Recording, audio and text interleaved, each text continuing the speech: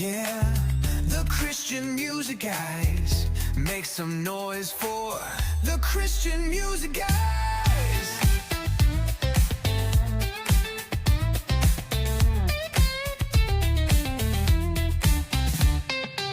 Today on the Christian Music Guys, we're sitting down with Reach Records artist, pastor, author, and Christian hip-hop pioneer Trip Lee, who's stepping into a brand new creative and spiritual season. After years of shaping the Christian hip-hop landscape, Trip is launching Brag Worship along with his first ever worship EP, For Your Glory, arriving on February 13th. Trip has never been afraid to evolve. After reigniting his musical momentum with the Epilogue, he's now inviting the church into something deeper. Let's welcome Trip Lee to the Christian Music Guys. Thanks so much, man, for chatting with me. No, thank you so much for having me. Yeah, appreciate it, man. Well, let's get into this conversation. So Brag Worship, man, this is a totally different arena for you. How did that come to life, and what vision do you have for moving forward? Yeah, I mean, it really has been something that I've wanted to do for a very long time, and something that's been in the works for a long time. You know, some of it started for me with, when I was part of a church plant when I was in college, and we were a young urban church plant, and we would sing these songs. Some of them that we would grab from kind of different things culturally, and we had these amazing musicians that made them feel more like us. And I was with one church where none of the songs that we did felt like me culturally, and I helped plant a church. And I saw how important singing songs together as God's people is. I think sometimes we think that it's something that Christians came up with at some point. Modern Christians are like, oh, what if we sang songs before? This is actually something God commands us to do in the scriptures. And so I started to feel like, oh man, if this is something that God commands us to do, it's really important for our spiritual growth and how we worship God together. And I would love there to be so many different kinds of worship music. And I wonder if I would be able to write some of that. And so it's been a long journey of having that vision and thinking about that and what it would take to do it. And I'm really grateful to be able to. Yeah, that's good. Now tell us about the name Brag. Where did that come from? Yeah, bragging on the Lord has been something that has been a common theme in my music over the years. I put out 8 solo albums as a rapper.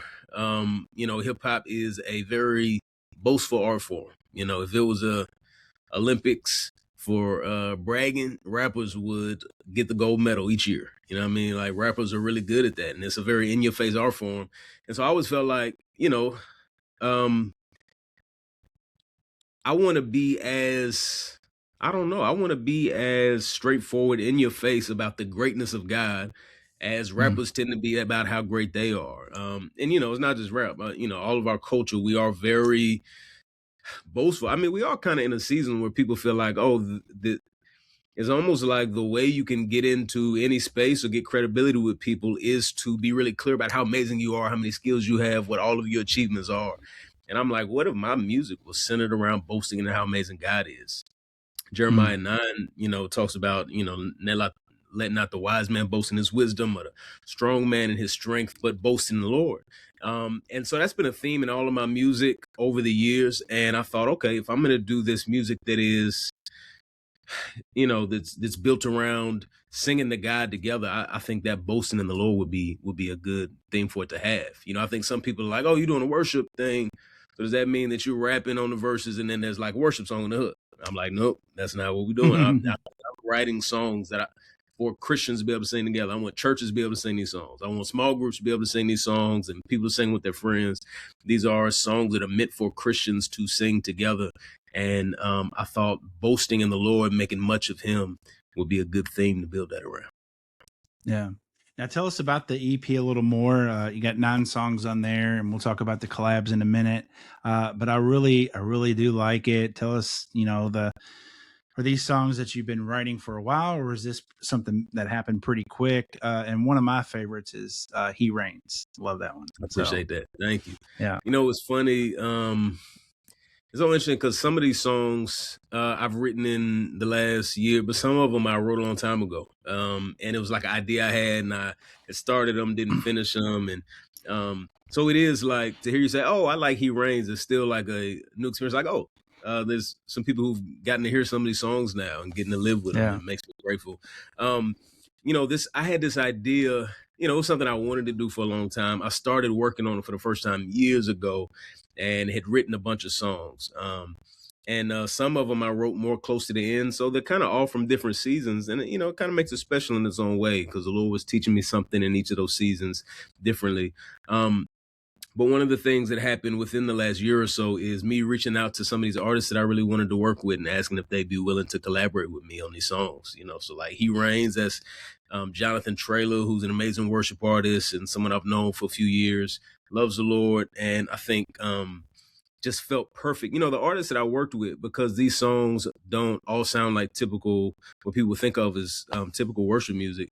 I wanted to work with artists who I knew loved the Lord and who I thought had the versatility to kind of exist in more than one world, like I want these songs to be able to do.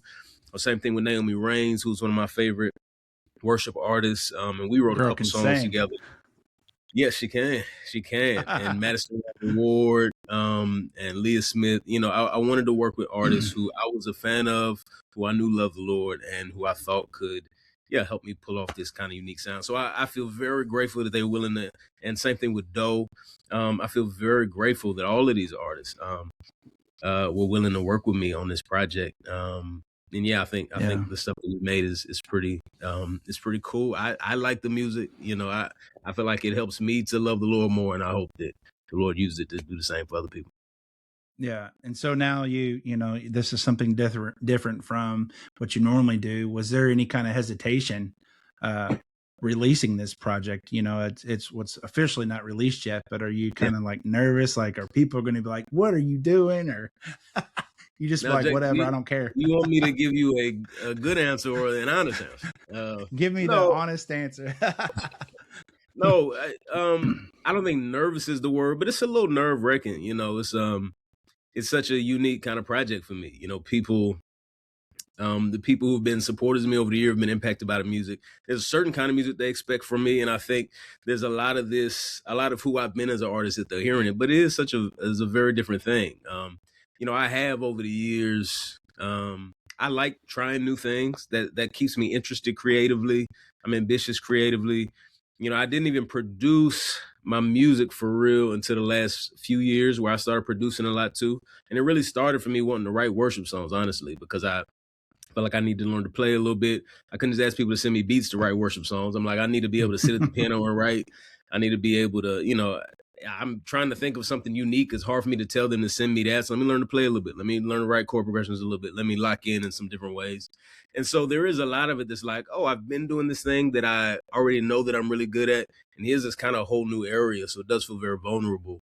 And what I think has propelled me to do it is I think it'll serve people really well. I know I'm not a worship leader, but I'm a worshiper. I love God. And something God has commanded us to do is to sing songs to Him together.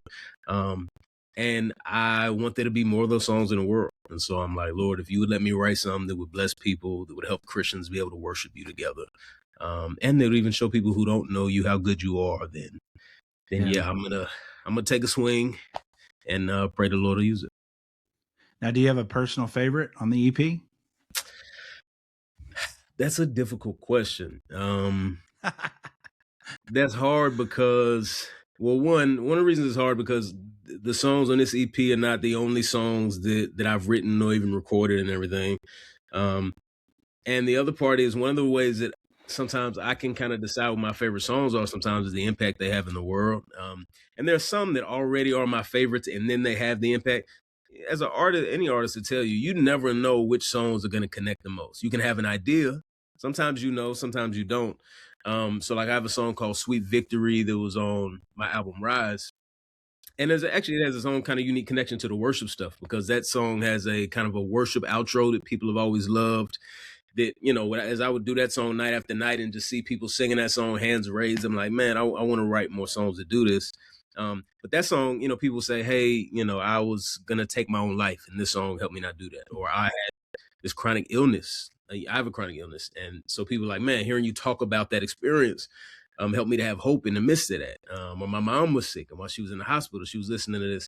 And that was a song that I was already really grateful for how it turned out. And so there are songs that I feel like that about. I feel like that about these songs, and I'm excited to see how the Lord may use them in people's lives. Because sometimes that's what really makes songs really feel like my favorite ones. Yeah. Yeah. Now, That wasn't meant to be an avoidance answer. I wasn't trying to no, battle. But no, you're good. So with Bragg Worship, are you planning on in the future maybe doing some? I mean, you're a pastor at heart, so are you planning on doing any training conferences, things like that under that ministry? yeah, I mean, I think what I would love to do, for one, I'm entering this space in all humility. I understand that, there are people who, for the amount of time that I've been writing rap songs, they've been writing worship songs and leading people in worship. And so I do want to enter the space with humility. And I think more what I have in mind is, you know, just adding my own thing to what's happening in this world, and hopefully encouraging people with reminders of what Scripture has called us to with songs that we sing together. I think there's something very, very special about believers singing songs to the Lord together. One example that I love is Exodus 15, where God splits the Red Sea. Israelites running away from Pharaoh and his army behind them. They have no chance. There's a big sea in front of them. God splits the sea, and Israel walks on. God makes a little street in the middle of the Red Sea. They walk through it. They get to the other side. The sea crashes in on Pharaoh and his army. And when they get to the other side, they don't just say, "Oh man, that was cool." They don't send it to the group chat and be like, "Man, did you see that?" They sing a song. They sing songs together about the way that the Lord delivered them. There was is something so amazing about it that it almost didn't meet the moment for them just to say it with their words or to have a small group. They wanted to sing songs, big, beautiful, poetic language. Our Lord is a man of war. Pharaoh and his army, Pharaoh and his chariots were cast into the sea. There's something special about using the beauty of beautiful poetic words and rhythm and cadence and melody that we all get to sing with one voice. It really magnifies how great God is. And so I'm like, man, if I get to be another voice helping that to happen in this space, then that's what I would love to do. And if there are ways that I can help people think about that more, then I'd love to do it. Yeah. Now, this is an EP. I know this don't come out till February 13th, but are we going to have more worship music coming? Yes, there is more. So there are more songs that are written and recorded that I'm really looking forward to sharing with people too. So Lord willing, this will not be the only one, and Lord willing, it won't be a long time either. Yeah. Part of it is this is so different from what people expect from me, and different from maybe what people expect from worship music, that I didn't want to give people too much at one time, and I wanted to get a sense for how people interact with it and connect with it before giving them a ton of music at once. So I'm excited to share these ones first. But Lord, I mean, I love these songs. I think I have more worship songs in me. I mean, there's already been a lot that have already been written and recorded and produced. And Lord willing, I think if it's useful, I want to do this for a long time. I want to write a lot of these. Yeah. I want to work with a lot of people. It's something I am passionate about. And I hope that no one thinks of this as, oh, Tripoli, he rapped for so long, now he's bored with rap, or so he's doing something else. It hasn't been that at all. It's just another thing I'm really passionate about. And so I hope I can do a lot more of it. Now, if you start doing like opera music, then we're going to be wondering That's what's right. going on, bro. That's right. There's a rapper who's a part of Outkast, Andre 3000, who put out a flute album. And people were like, and so my friend was joking with me. He was like, "Is this your flute album?" I'm like, "No, this is not my flute album." All right. No kazoos. No, it's not my flute album. Yeah. That's awesome. Well, Trip, with first time guests, we like to do a little thing called favorite things. And so I'm just going to run through these and you give me your favorite thing in that category. Sound good? Cool. Sounds good. Yeah. Favorite food. Ooh, favorite food. This is going to sound very basic of me, but pizza. Pizza is a perfect food that is hard to mess up. Pizza might be the only meal where I can just get fast. I can get Domino's, and it's still delicious. Yeah. Now, should I eat pizza is a different question. Yeah. We interviewed Chris Tomlin a few weeks ago, and he was like, he told us pizza was his favorite, and he goes, I'm going to admit something, and I don't do it anymore because the doctor told me to stop. But he said after every show, he would eat a large pizza by himself. I'm like, bro, look. Well, I feel great then. I'm doing great. I'm not eating a whole large pizza by myself after the show. So I feel great. Well, I'm like, dude, you're so little. If I write "How Great Is Our God," then maybe I can eat a whole large pizza. But I ain't there yet. So yeah. That's awesome. Do your favorite movie? Oh man, these are hard questions. Ooh, my favorite movie used to be The Matrix. I don't know if I haven't updated one, so I have to watch that and see if it holds up. That's good. But I'm gonna just stick with it. Yeah. Favorite show? Oh man, favorite show currently or ever? Any. Oh man, that's hard. I'll tell you one of my favorite shows right now because my kids are at an age where they can watch it and enjoy it too with me is Shark Tank. Now look, dude, I Shark love Tank that show, bro. It's an enjoyable watch. It just is. You know? I love that show, and the guy that people can't stand, but I love it because he's so funny as Mr. Wonderful. He cracks me. He cracks me up. TV. It's good. Now, do I want to go out to lunch with him? I don't think so, but I enjoy him. He's on the terrifying. Show. Yeah. Do you have a favorite musical artist of all time? Oh my goodness. Stevie Wonder, maybe. Yeah. I mean, he's an incredible songwriter. Yeah. What about favorite ice cream flavor? Bluebell cherry vanilla ice cream. Hey, anything Bluebell, I'm good, but it's like $10 a gallon, bro. No, I know. Every time I go to the store, I'm like, geez, man, they're proud of that ice cream. Got the Bluebell. Do you have a favorite podcast or audiobook? Oh man. Favorite podcast. That's tough. There's this podcast, This American Life, has been on for a long time, tells all kind of random stories. And Ask Pastor John, where they ask this pastor questions and he always has great answers. Yeah, that's good. Yeah. Well, you passed. Congrats. I love pizza, so that's my favorite. Right. Well, actually, did research on you beforehand to make sure you like my answer. There you go. Style you have it. Well, you got the EP coming on the 13th of February. Yes. What else is next for you, and how can our viewers and listeners keep up? Yeah, well, you can follow me on socials. Instagram is at Triply, and I'm really looking forward to not only sharing the music with people, but also hopefully helping people to think about why it is God commands us to sing songs together. The songs we sing, for instance, at church for the sermon, it's not an icebreaker.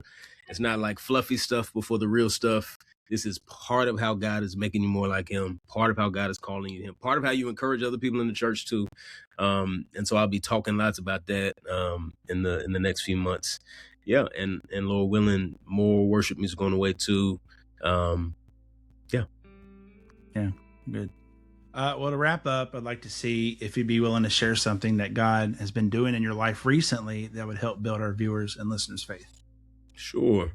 I think one of the things God has been doing is giving me a deeper appreciation for how consistent he is. I think, especially in a season in our culture where it feels like everything feels a little crazy and everything, each day feels like things are a little crazier than you thought, or somebody lets you down. And then I look in scripture and I see, like James 1, every good and perfect gift is coming down from above, from the Father of lights, with whom there is no change, no shadow or variation due to change. That God doesn't change. That God is as great as he is today. He will be that great 1,000 years from now, 1,000 years ago. And he doesn't change because he can't get worse because he's so perfect. And he couldn't get better because you couldn't get better than the perfect that he is. And that even as other things are doing this, God is incredibly consistent and faithful every single day. And there are people that I thought would stay a particular way that didn't, or there are ways that I thought it would stay, but God is absolutely perfect. And he's been, I think, showing me to find even more hope and joy and contentment in that. Man, ushers come forward. Well, Trip, thank you so much. Bragg Worship, I guess you'd call it a movement. It is here and here to stay. For Your Glory releases on February 13th. Thank you so much for chatting with me. Thank you for having me. They're the Christian music guys. Yeah, the Christian music guys.